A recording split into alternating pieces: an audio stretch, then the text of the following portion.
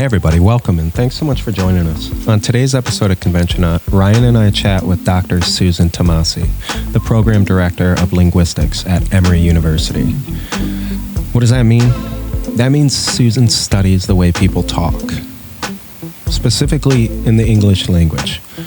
She travels around the country, around the world, listening, mostly listening, but appreciating and understanding that the idea and the goal is communication. We thought it was a pretty good time to share this message, and we can't think of a better person to communicate it. I think Ryan and I have admittedly always been students of the way people interact with one another. If that's the case, then Dr. Tamasi is definitely the professor. This conversation to me was one of the more fascinating ones we've had on the show. But I think you'll find it interesting, educational, and thought-provoking. It was heartfelt and pretty deep, because I think we all need to take some more time to understand communication. If nothing else, just listen to one another.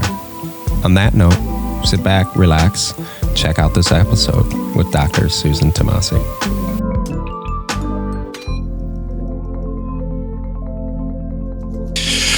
We are recording. Look at that. So, I guess, Mike, is it like 6 a.m. for you? You got coffee? I got a beer. I do have my coffee, but no, it's noon. I mean, I've been up for a couple hours now. I mean, I'm doing pretty good. I'm well into my workday. Perfect. Our guest, Dr. Susan Tamasi, was kind enough today to join us a little bit after work hours. I guess it's 6 o'clock Eastern time, which is probably a little bit closer to what we're trying to record anyway, a little bit more casual interview. But we're really glad to have you today. I'm excited to be here. Do you think you could take a second to introduce yourself? Sure. So I'm Susan Tamasi. My official title is Professor of Pedagogy and the Director of the Program in Linguistics at Emory University, where I've been teaching for 17 years now. I live in Atlanta, Georgia, and I'm really excited to be here. All right away. That word you used, professor of, I've heard that enunciate, well, I'm going to screw up a bunch of stuff today. So say that in normal people words, like, what does that mean? Teaching. It means teaching. That's all it means is... What's pedagogy or goji? What's that word? What's the etymology of that word? The entomology, the bugs of it. I'm sorry, etymology. One of my old roommates was an entomologist, so we had lots of jokes about me doing entomology around the house. He also would bake with bugs, which always made things really, really interesting when it'd be like, oh, a cookie. Oh, it has worms in it. Fantastic. So pedagogy references not just teaching, but also the study about teaching and best practices and understanding, different types of teaching and strategies and recognizing what's best for students and for those that are teaching them and the right materials.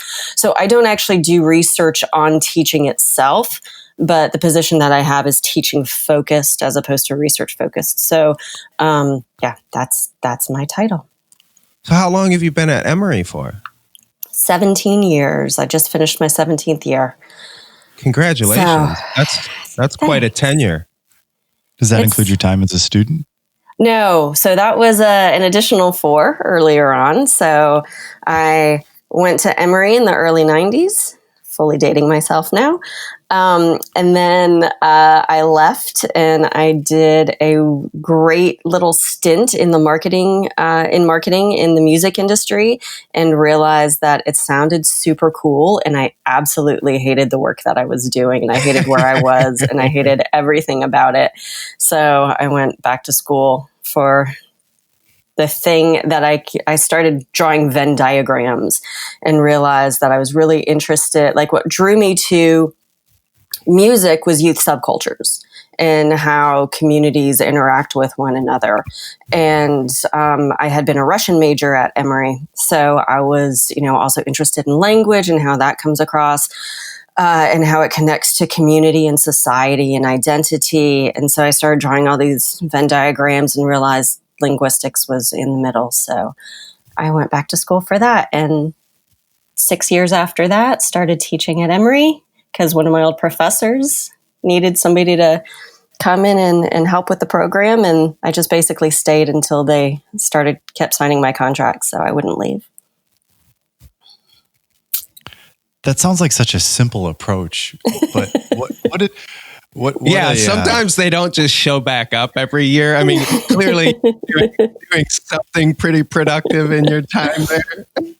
I mean, I just kind of hung out until they finally said, okay. I wore them down, I think.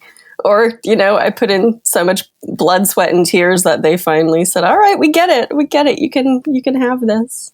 Yeah. Where are you from that region? Like originally, I know you said you did your schooling there, but you grew up in that area? So I grew up in a suburb, Marietta, East Cobb. That's about 45 minutes-ish north of Atlanta. So I didn't go too far away from college, but it was far enough that my parents weren't going to show up. And then I left. I keep coming back to Georgia. I go away, I come back, I go away, come back, but it's home. So it's nice to be able to have a job that I love near my family, especially as my parents get older. It's been really nice to have that opportunity.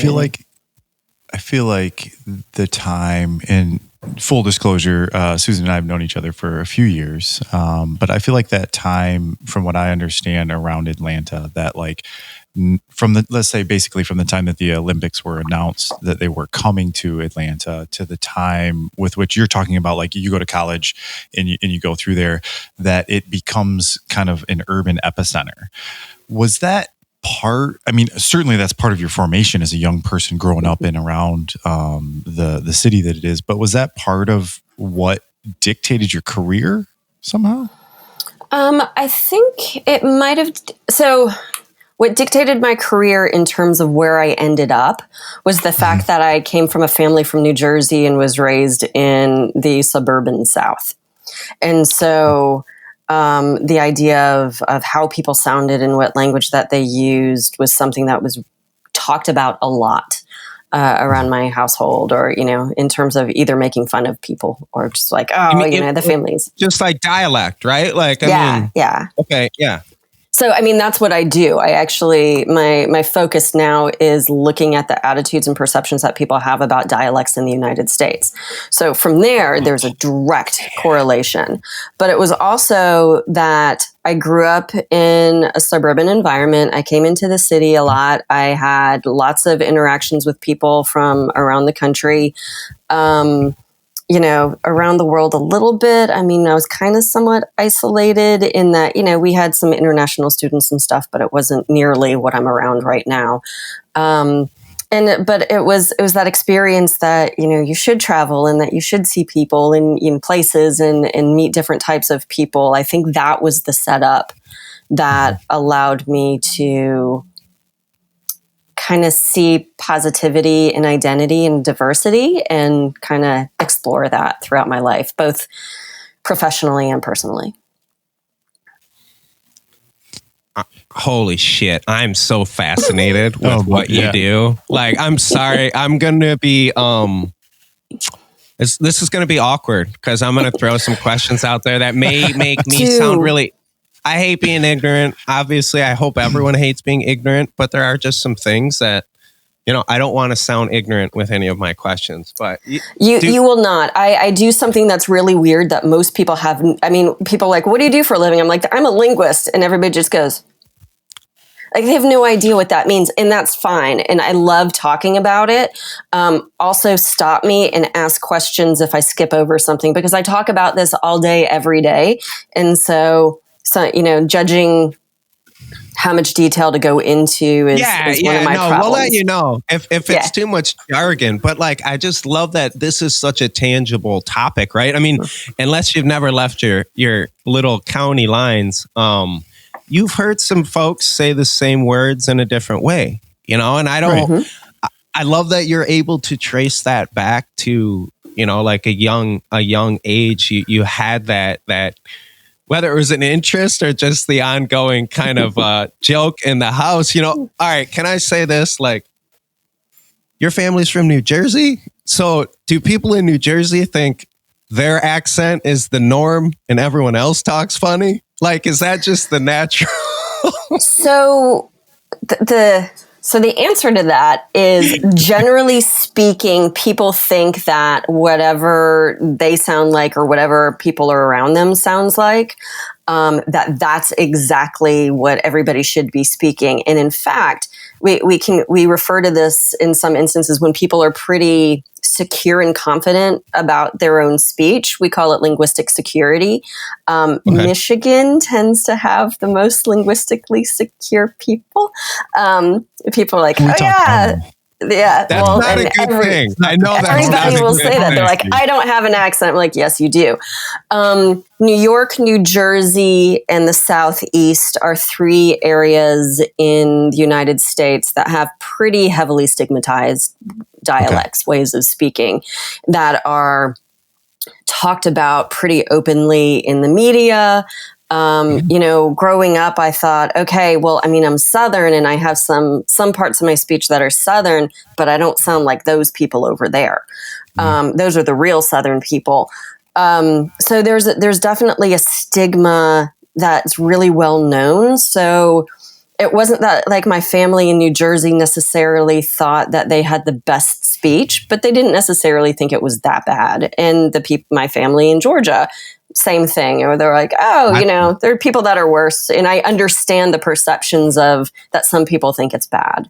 But, this is my people. This is who I am. Yeah, I mean, that's mom's cooking, right? Like, it's almost, that's what it tastes like. Typecast, right? And so I guess not only is it supported by media in a lot of like sitcom media, but there's also like experiences from that perspective. So having lived and worked in the Southeast and then coming from Michigan, and it's funny, I want to come back to this because we were actually taught that we talk normal. I mean, Mike, I don't know if you remember this or not, but like I remember being taught that the Midwest accent is the accent was more that everybody, like neutral. Yeah. Like maybe not good or bad, but just not on any side. Right. If you look at it as part a of like elementary education, like part of elementary education, we taught that, right? For us, yeah. There certainly is a component with which, well, I guess that contributes to your statement, right, Susan? But like, being so confident in it or overconfident in it.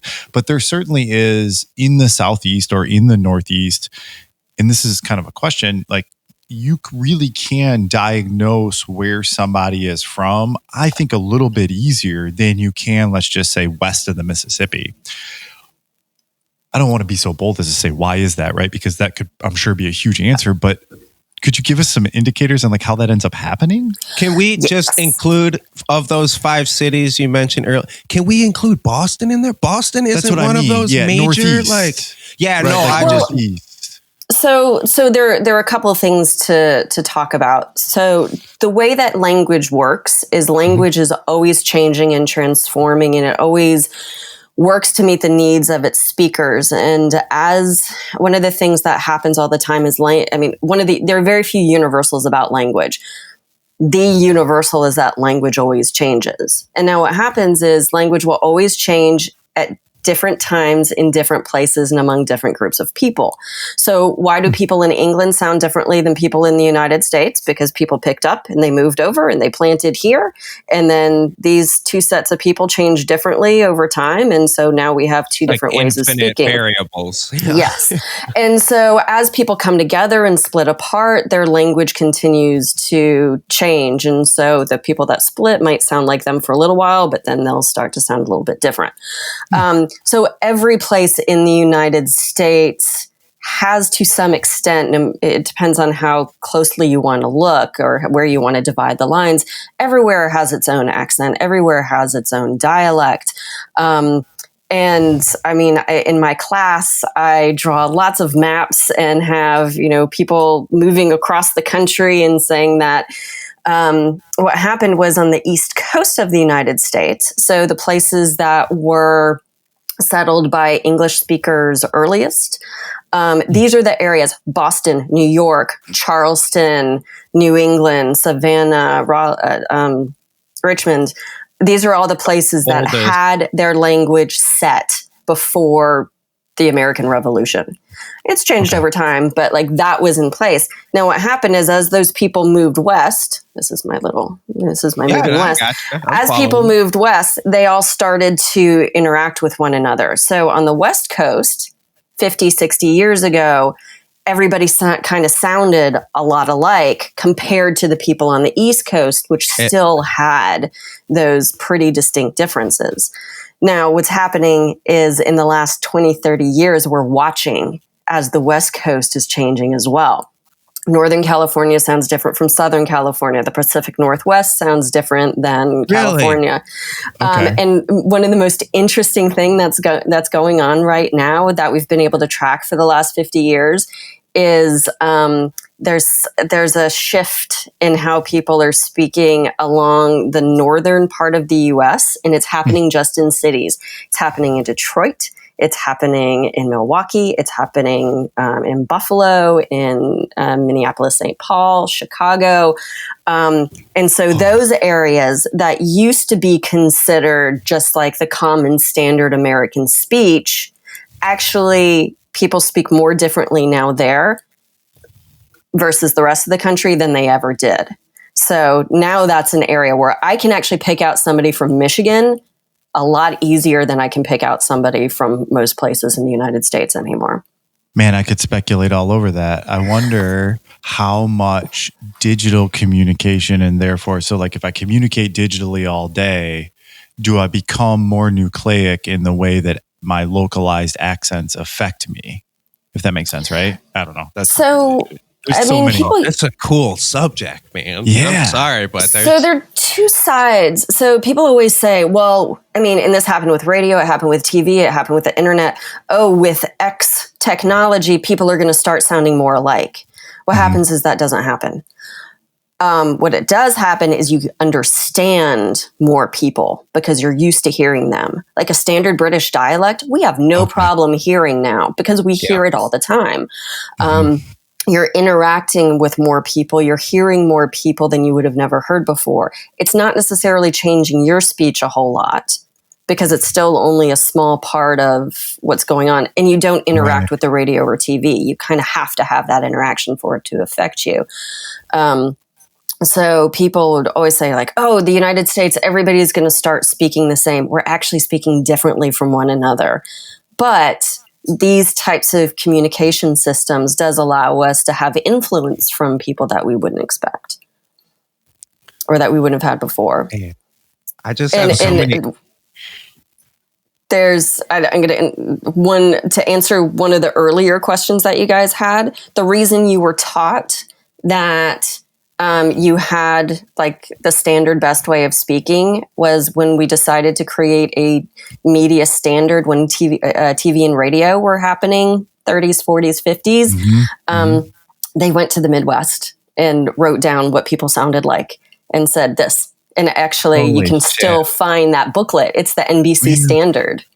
National Broadcasting System. Like people from the Midwest. It's so Midwest people found that out and we're like, we're good at something. And we're going to make sure everyone knows it. Right? Because it was democratically American.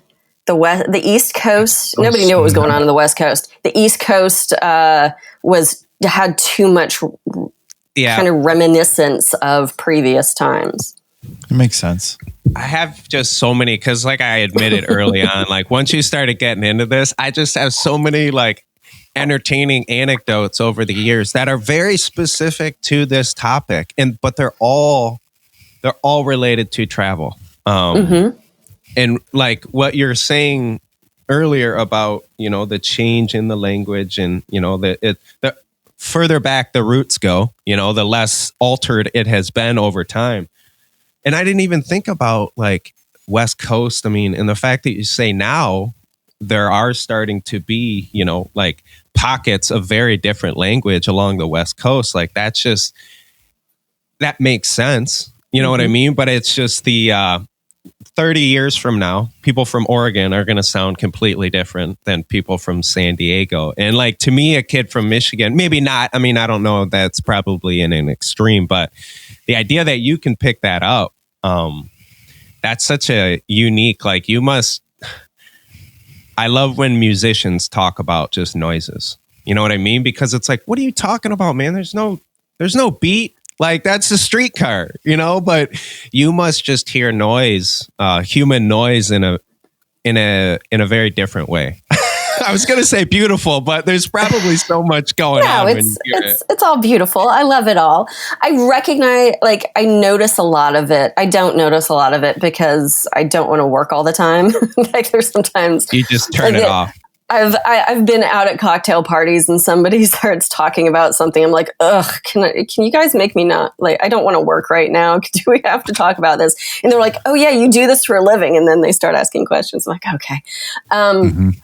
But I'm actually kind of really bad at telling where people are from based on their speech because there is so much interaction at this point. Unless, something comes out that's very specific of like, oh, I know that one individual word or pronunciation is rarely used outside of this particular community. So, sure. I do that. But, when I hear it, I'm like, ooh.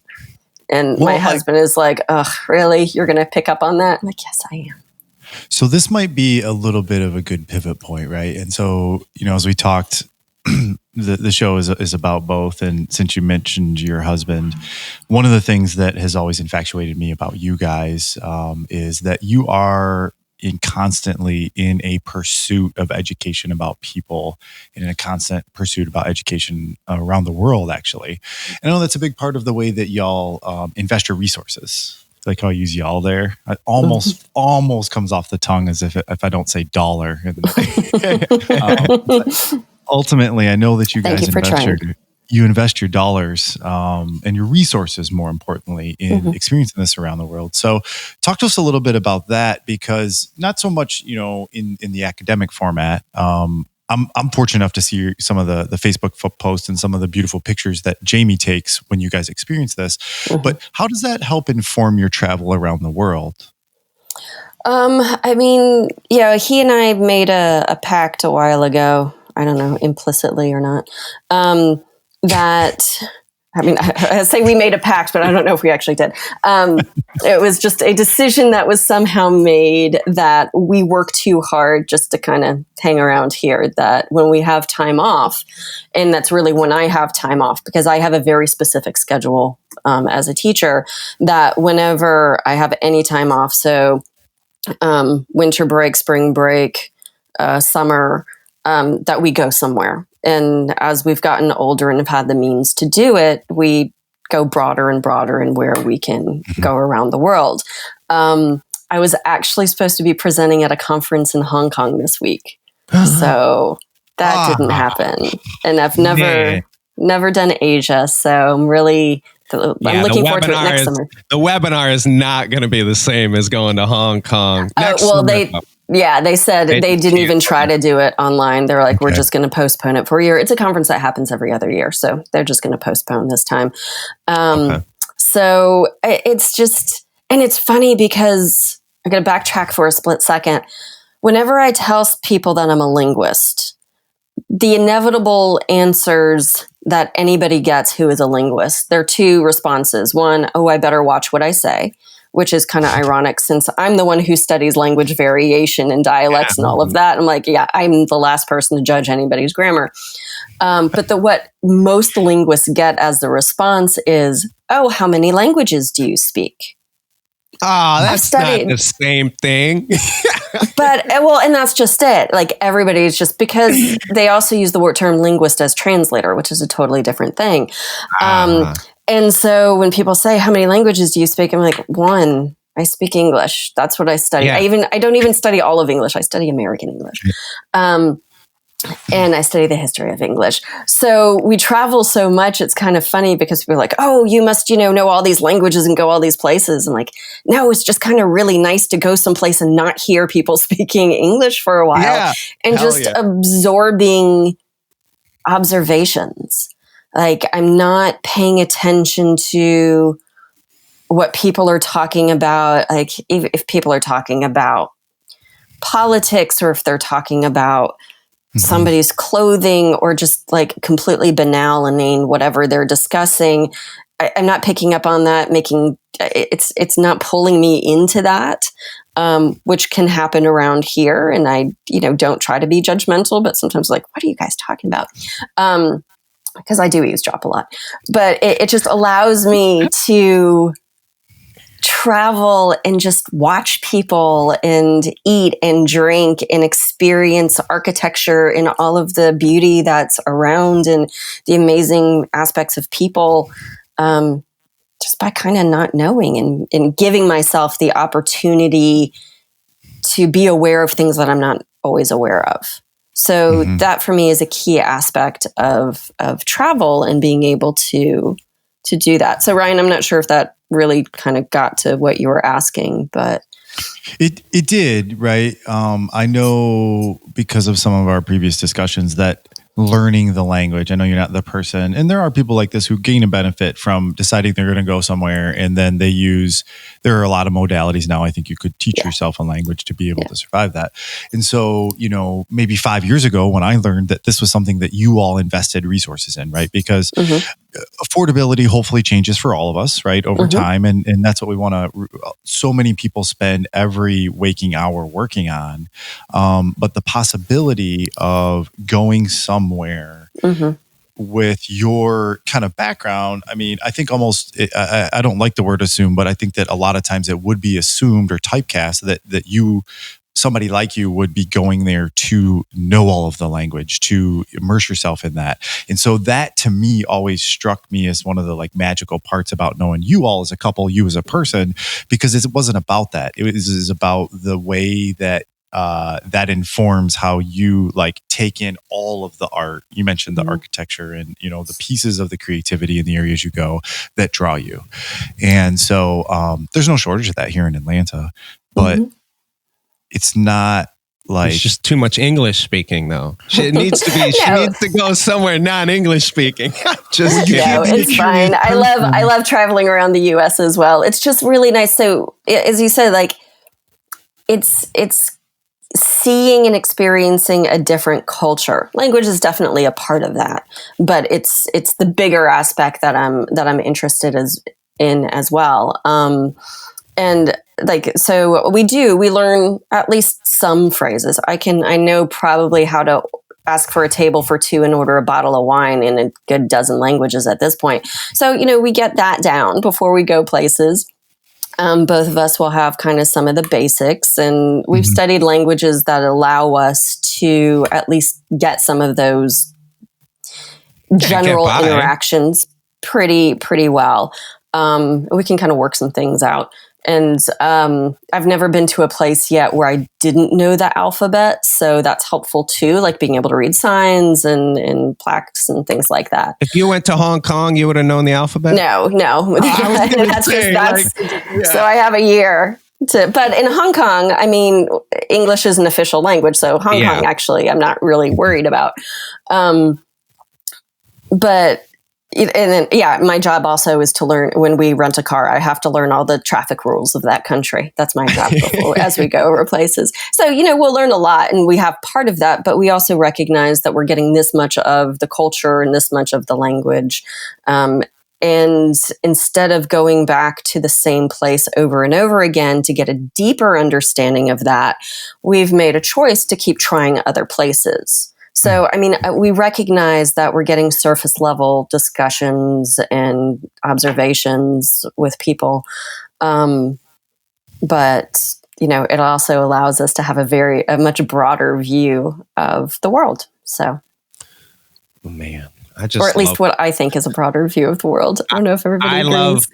And I'm sorry, because you didn't paint this picture, but I've gone ahead and painted it in my mind of just deciding based on language alone. Like, nah, I don't know. mainly English speaking. Let's avoid that one. Like, we don't need to. We know what they're saying there. I mean, because that or different forms of English. New Zealand was awesome. I was so excited to go there. So that is what I was getting at in a very roundabout way, which isn't a strength of mine to be succinct and direct. But have you been to Hawaii before?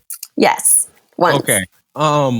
So, Ryan and I grew up suburban Detroit, and my wife and I moved to Toronto.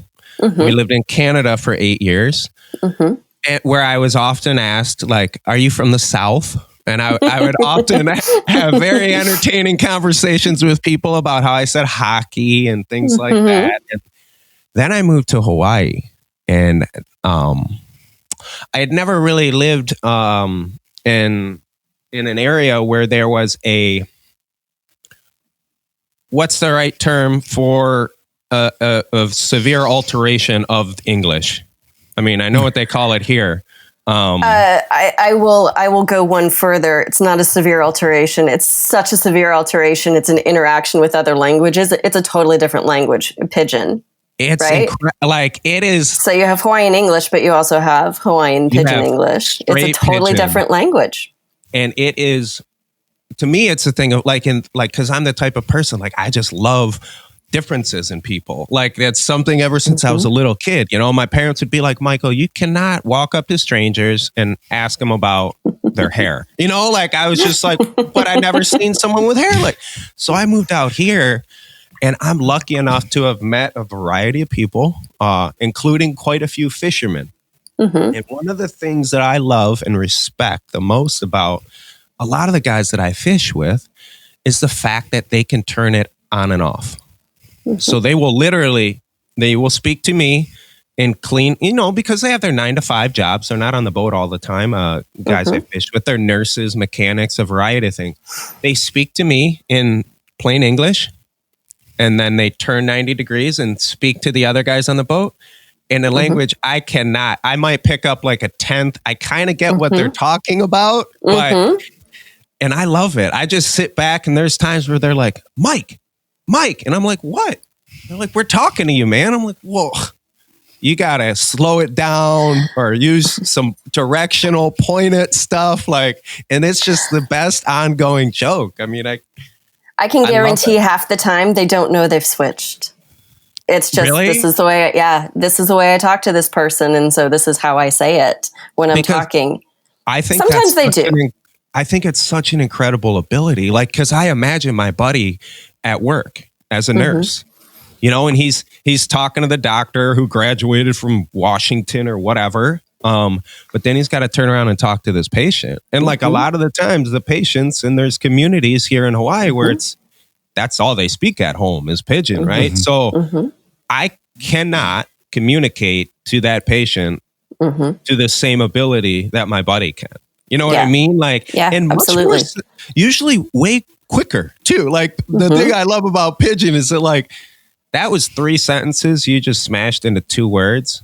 Yep. And the person you're talking to knew exactly. I don't know what you were talking about, but that person knew, and damn, you got right to the point real quickly. Yeah. No, it's an amazing language to listen to, and there's such a connection there. And Hawaii has such a history of them trying to smash it. Like the educational system trying to push it out. And then there was, people being punished for speaking it. And there's a resurgence where more people are learning Pidgin and using it in different areas. So and you've given a perfect example of why it's important to have. One of the other things I study is health communication. So the idea of this healthcare provider and patient interaction, where it needs to be not only when the patient doesn't understand the more standard, or doesn't understand English, doesn't understand Hawaiian English, that you have to go into Pidgin to be able to get the point across, but also in a situation where you're also trying to comfort somebody, being able to speak to them in the home language actually can make things easier and calmer, as opposed to just not just whether or not somebody understands, but are you really communicating in a positive way?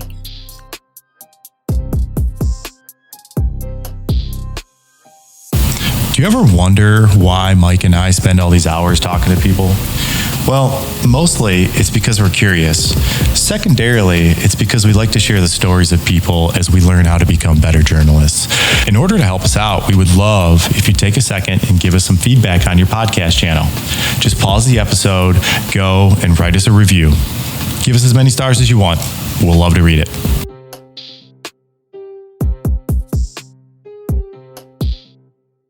Is that a different... Let me rephrase that.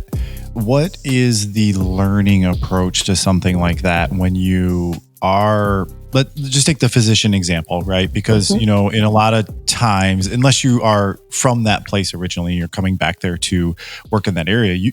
A lot of times professionals in healthcare are placed in places. How do you bridge that gap? I know that's your area of study. What are some things that you could share with us that help the layman understand how that gap gets bridged?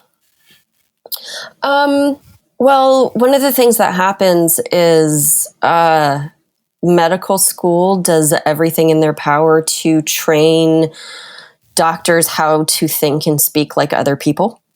Or not like other people, I'm sorry. Like you now have to think like a doctor. You have to interact with one another, doctor. Yeah. Like you are no longer of the people, you are experts in this field, and you need to show that. So you have things like case presentations where studies have found that when they're testing interns and residents on whether or not they can present their cases, I guess med students, if they can do a case presentation, it has more to do with, are you using the right language and are you presenting it confidently, as opposed to, are you actually correct? So that's one aspect of it. So crossing that divide can be anything from, I recognize that the way I'm speaking as a healthcare provider is not the same, and I need to change the way I speak when I'm interacting with patients. Okay. We talk whenever anybody switched between two different languages or two different dialects or even different just modes of speaking, we talk about it as code switching. So it might be that you're using one set of vocabulary and grammar with, the nurse or the other doctor, and then you turn to your patient and you make sure that you're using language that particular community, that particular person can understand. Of course, that's hard to do. And, you have to be willing to do that, and you have to be willing to be trained to do that. And depending where you practice and what you're doing, there can be a whole lot that is involved in it. And it might be that, and nobody wants a doctor that comes to them and starts speaking in a dialect that's not their own, right? It's just like, oh, I think you're going to speak this way, so I'm going to start speaking, because that's just, that's awful. Sorry, what was that? So that's a sitcom. I think about so many language train wrecks that happen with sitcoms around healthcare. Yes, a lot. Do you remember the movie Airplane? Of course, yeah. Excuse me, stewardess, I speak jive. It's like, oh. Yeah. Okay, what is happening here? So things could go very wrong very quickly, but it's the idea of recognizing that people communicate differently and being willing to talk differently to different, or at least listen. Sure. Seems like a real crucial theme today, right? Maybe the first step is recognition. It's not not knowing you have the answers, but maybe just recognizing you don't. And maybe not trying to answer yourself and listen for a second and what somebody else has to say about it. Mm-hmm. On that note, though, I have another question. I'll listen. All right. So I'm going to be replaying that phrase code switching over and over, because it's just a really cool sounding term too. It is. NPR has an entire area called Code Switch. That's a set of podcasts. Well, see, and that's what I was going to ask you, and not presumptuously, because I would imagine that the kind of neurological activity and behavior of people with varying linguistic abilities, and I think I'm trying to sound smart, but basically people that can bounce around from language to language or code switch very efficiently. Can you talk at all about like the brain act? I'm not asking you to say those people are smarter than others, but is that like something that you've studied or kind of delved into at all?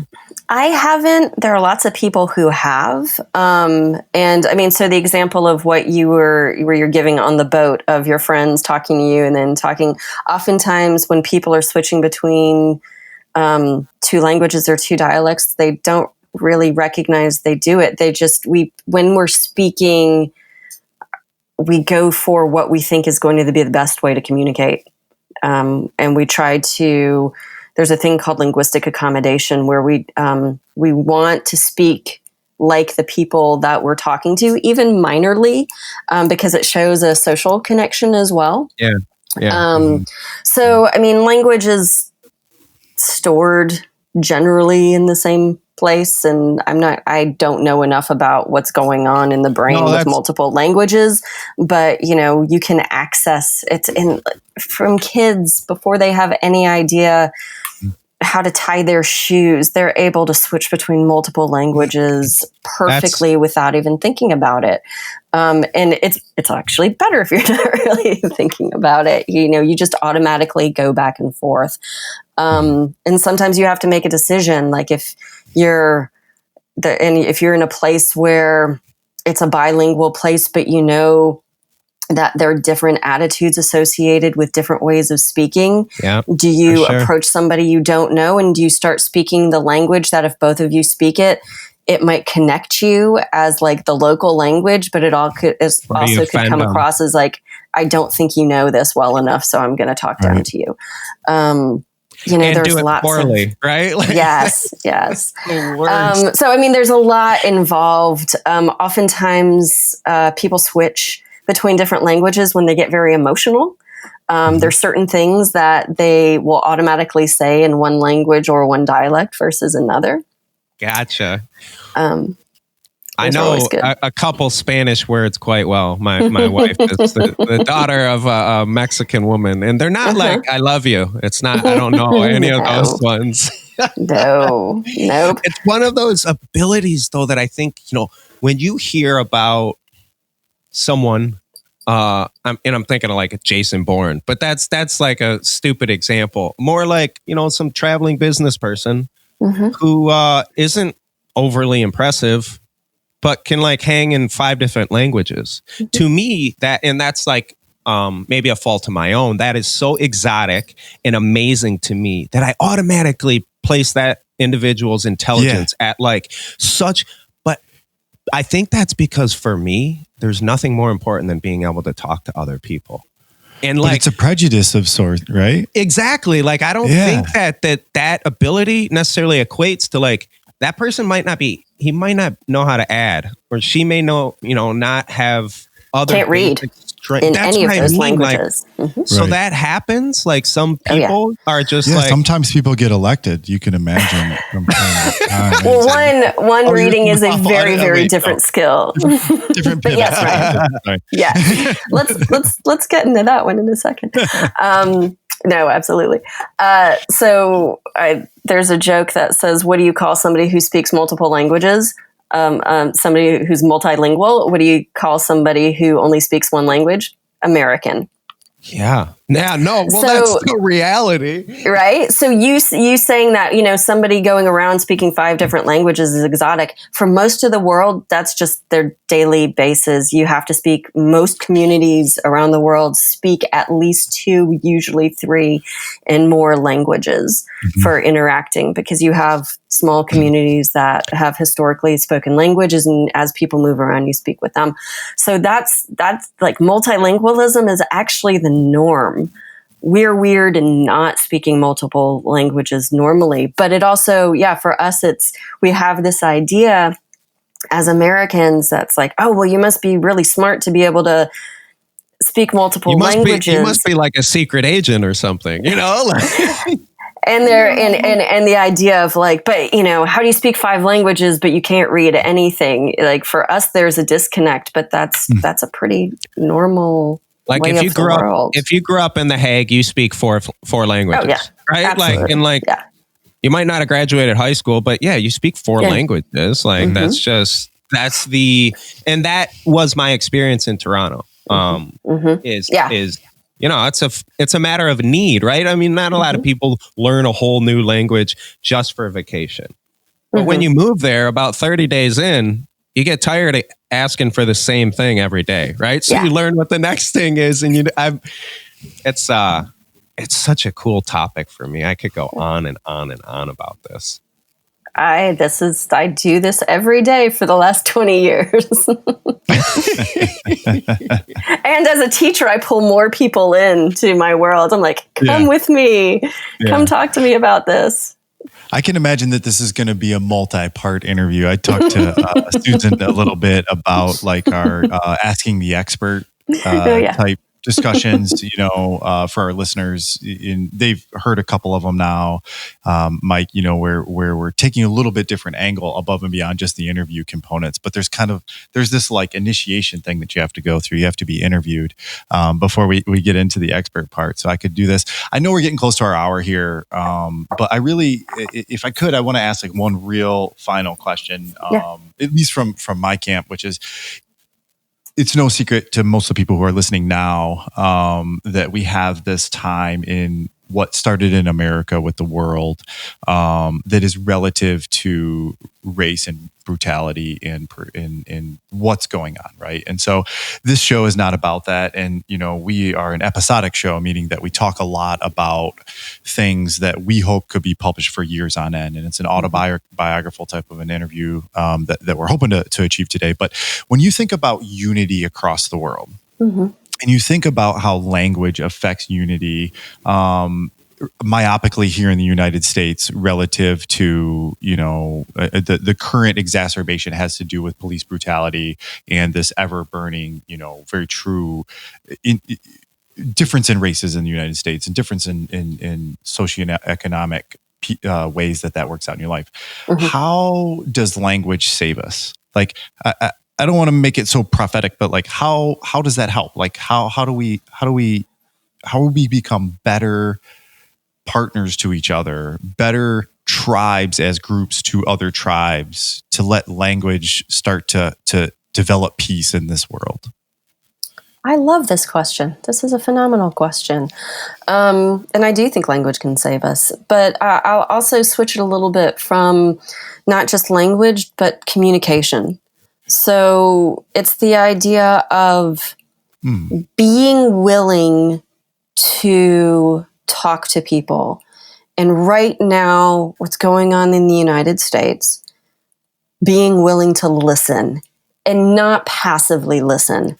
Actively, they call it 360-degree listening, where your brain isn't off thinking about some other stuff and you're just kind of blah, blah, blah. You're actually listening and processing and thinking through, what is this person telling me? What is this community telling me? What do I not understand? And how can I ask questions so I can understand? So I think language can save us by giving us the ability to communicate, but really having the will to communicate and listen and process and think through and speak up. I know I'm not as good as this as I should be. When you hear something, when you hear other people say things that are untrue, if not false, or just I don't even know the term at this point because words are hard. When you hear something, it's not always just about correcting, but having somebody like, okay, you said this, but what about if you actually think about it from the other person's perspective? Or, what if you're listening to somebody? I read something the other day that was talking about reactions to these stories that we've been hearing. And in particular, this was the issue that happened in New York City in the park where Amy Cooper called the police. And there was this blog post that I was reading that was talking about how all of these people were saying, oh, well, if it were me, I would be doing something else. If it were, if I was there, I would have said something. And the blog focused on the idea of stop making it about you. Stop making it about how you're experiencing it and how you feel about it. That's fine. Process that, work with it, but stop and listen to what the other people, all parties, Mr. Cooper, the guy I can't remember his first name now. That was the bird watcher that had the police called on him, look at it from his perspective and what was going on. Listen to him, listen to what he has to say, and listen to what he said in the video. So I think this is a long-winded answer and I apologize for that. But I think it's the idea of speaking up when you can, listening to one another, and the idea of communication, regardless of what language it's in, whatever dialect it's in, find a way to understand. When we talk about people talking to folks especially that speak stigmatized dialects, like African American English, we use this phrase, communicative burden, that sometimes as listeners, we just say, I don't understand what that person is saying. Or if it's somebody who is a non-native speaker of English, I'm not going to understand what that person is saying, so I'm not going to listen, or whatever. They're not speaking in a way that I want to follow. And that could be politically valid, as in terms of politics. Like you've used a term, or you're coming from a perspective that I don't want. So I'm going to stop, and I'm putting the communicative burden on you to change how you speak so it's better for me. And that's just not fair. So it's taking that burden onto yourself. I hate that you felt the need to apologize for that amazing answer. It's long-winded out of need. There's no way to, none of this is an easy answer. And I could not, even if I sat down and wrote it over and over again, have expressed it better than you did. I mean, what I took from that, Doctor, is you don't need to speak.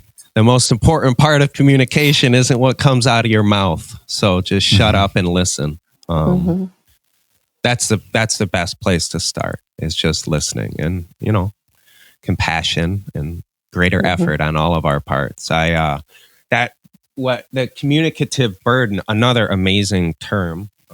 There's a different version of it. If there's another word for it, which is what's called the other? linguistic shit work. All right, yeah, I like that one too.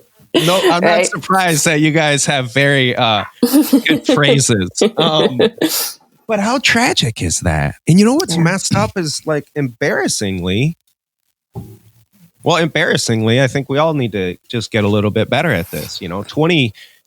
30 years ago, growing up in suburban Michigan, it was a lot more acceptable to walk around with that burden and be like, you know what, you're not from here. I don't know why you're talking like that, but you're here. You should talk like us. Like that was a normal attitude from where I'm from. And just think about that shit. Like, I'm sorry to use such a dumb, but because you moved here 10 years before they did, you have the right to say how people should speak when they move here, and they're seeking the same things that your family was seeking when they came here. And it's just I'm all sweaty. And even if they are speaking English, the idea of like, well, you're speaking English differently than how I'm used to hearing it. So I need to, I'm going to shut that down because I can't understand you. There's this really great study from a professor that I used to work with named Donald Rubin, where he had the same voice recorded giving a lecture. And he played it for a group of students, but he had two different pictures. And one was a white dude. I think it was a guy, I can't remember. A white person. And the other was somebody from East Asia, or had features from East Asia, I should say. And it's the exact same voice. And the students were like, oh, I didn't understand that one person. I understood the first one, or I didn't understand, to the extent that when they were actually questioned, like given a pop quiz on the lecture, they actually did worse because they're like, nope, I'm not going to understand what this person is saying. Like you said, they closed their ears to it. And Hey, thanks for taking time to listen to Mike and I today. I wanted to talk to you just for 1 second about reviewing the podcast. It really, really helps us out, and it places us higher on search engines as well as the other podcast channels that publish our show. So if you listen to conventioNOT, you dig what you hear, take a second, go out, give us 5 stars, give us a few kind words, or just real words, whatever the hell you want to say, out there on the review channel of your podcast show.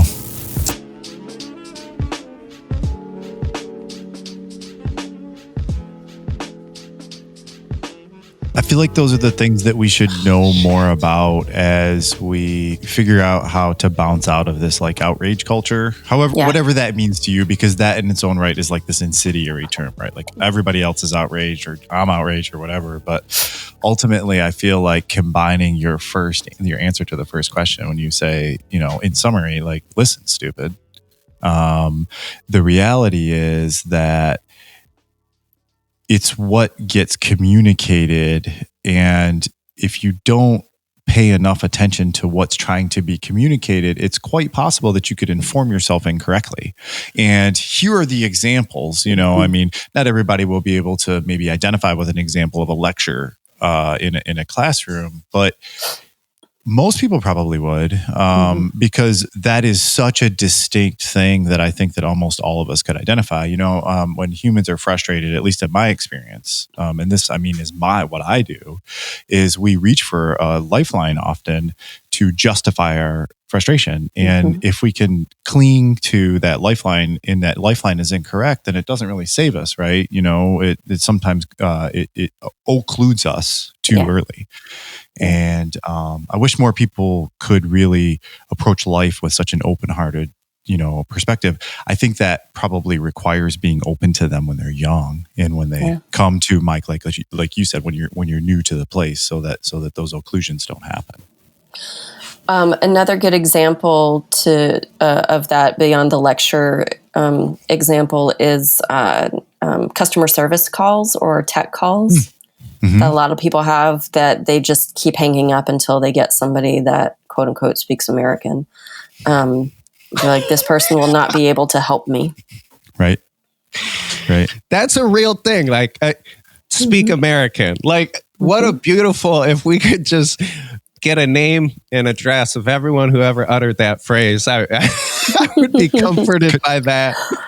Could I share something? It can be used positively. There's a really great documentary from the 80s. In healthcare communication. Okay. And so we have overseas customer service. Those listeners who know the name of my company, maybe they could do this. I'm not going to link them together this way, but our best incoming customer service English is in the Philippines. Say what you like. Like, that's where the phone calls come in with such. English is spot on. Compassion is great. There's very little there's actually, hang up that you could talk about probably from the customer service end, right? And so it's the Philippines. That changes actually, at least in the past decade that I've been working internationally, because especially with healthcare, like you mentioned earlier, that accent is so important, right? However, right, wrong, or indifferent, call centers internationally make a heck of a lot less mistakes. A lot of people think it's just about the cost, but we shouldn't typecast it. It's that those international systems, as long as we're able to train them with the right accent, quote unquote, right, they make less mistakes. And there's years of data to back that up. I would have never I would have just assumed it was 100% a function of cost, which is I think unfortunately is an old school ignorant kind of presumption. It really is. Oh man, I'm really, really sharing my ignorance today. No. But I said, man, I'm down to be the dude in the crowd that raises his hand and admits, like, hey, I'm here to be better. That's a scary notion in today's society, but if we all just kind of try a little harder, that's a communicative opportunity. I don't know. I think it's a lighter question, but we've found it sometimes delves into deeper parts of our brains. We ask this of a lot of our guests, and I think I'm really, really dying to hear your response, Doctor. We're curious. What do you think the 15, 16-year-old Susie would think of what you're up to today, of where your passions are, and kind of, or vice versa. If you would rather give some advice to that teenager, you can do that. But I want you, if you can, bounce between now and then.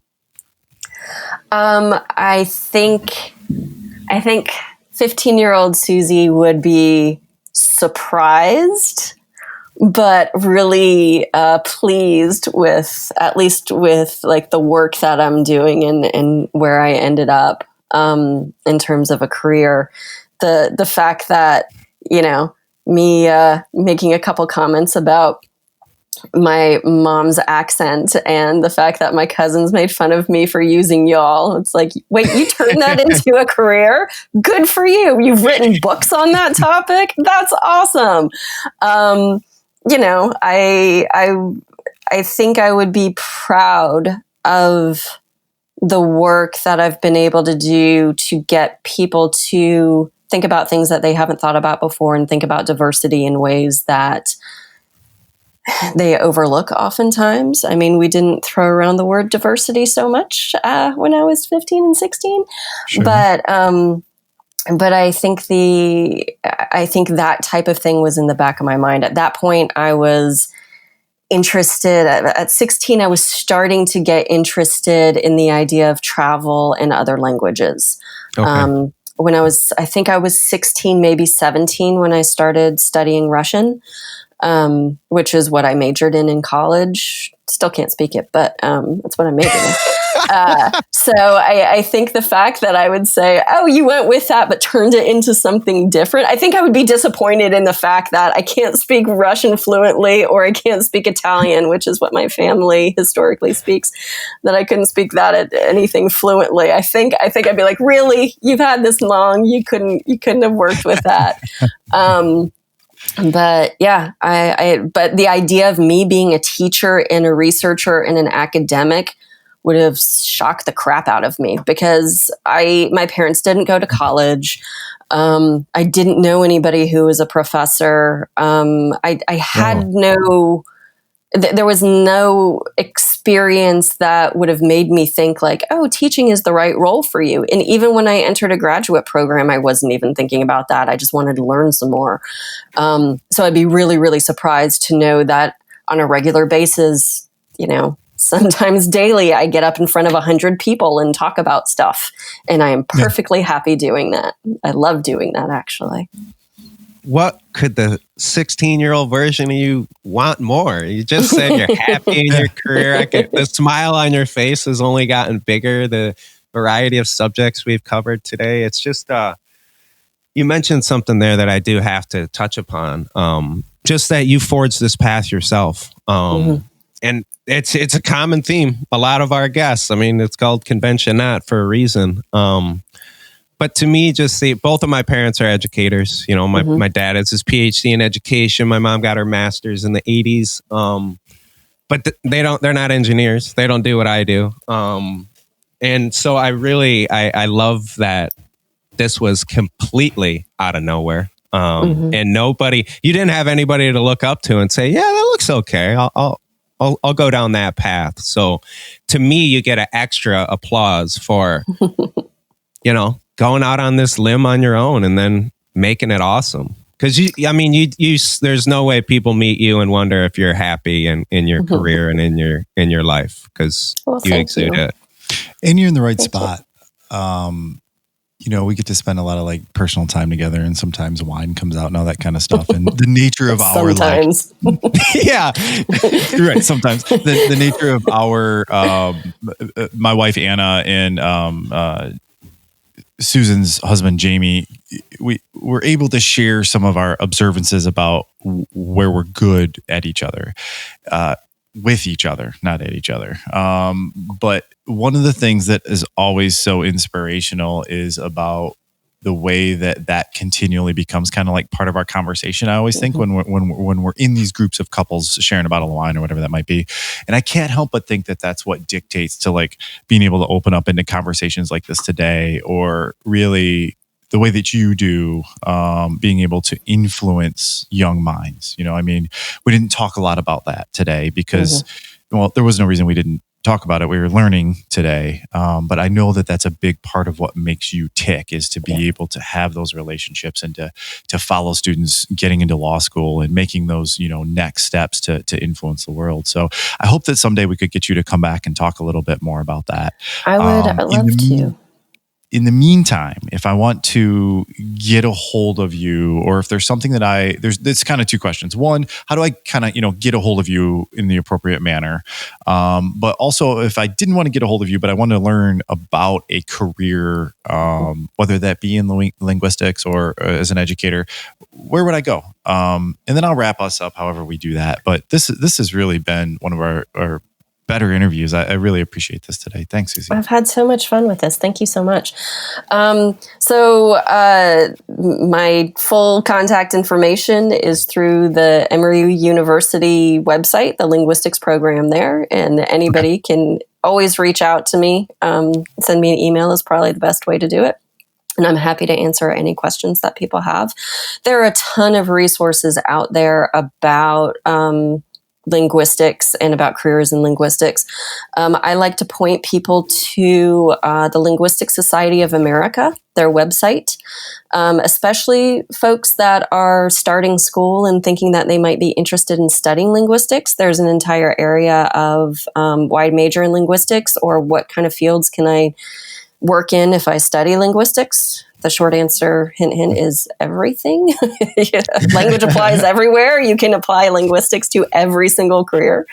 And so they have a lot of resources. There's also some really good books that are out there. There's one called The 5-Minute Linguist, and that I just started reading, and it's really, really short vignettes. And there's some videos that are out there that go along with it, of just like some of the key questions that people might have about language. So if anybody's just interested in like really, really short ways of learning a little bit about language, or the types of questions you can ask about language, it's a good book that I recommend.